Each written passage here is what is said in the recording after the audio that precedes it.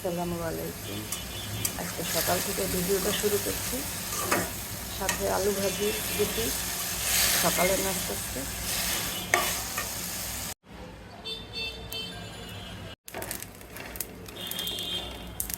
আমার জন্য আবার রুটি ভাজতেছি। আমি তেলের রুটি খেতে পারি না, এটা ডিম ভাজতেছি।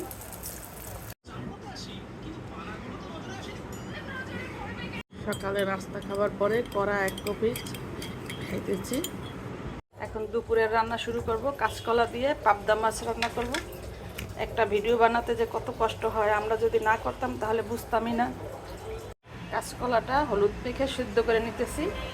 হলুদ মেখে রেখে দিলে হয় না, এটা কালো পানিই বের হয়, তরকারি তখন কালো হয়ে যায়। এজন্য আমি সিদ্ধ করে নিতেছি।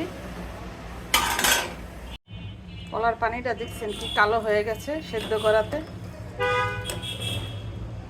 পাবদা মাছটা একটু ভাজা দিয়ে নিতেছি। পাবদা মাছ ভাজার সময় কিন্তু তেল ছেটে, এই জন্য আমি ঢাকনা দিয়ে ঢেকে দিব। এক পিঠ উল্টাইয়া দিচ্ছি। আমি মাছ রান্নার জন্য এখানে সব মশলা একবারে গোলাইয়া নিয়েছি।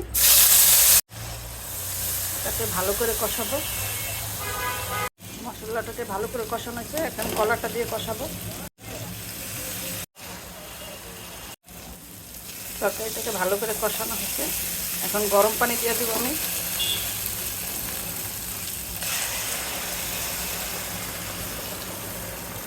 ঝোলটা ভালো করে ফুটে গেছে, এখন আমি মাছ দিয়ে দেবো।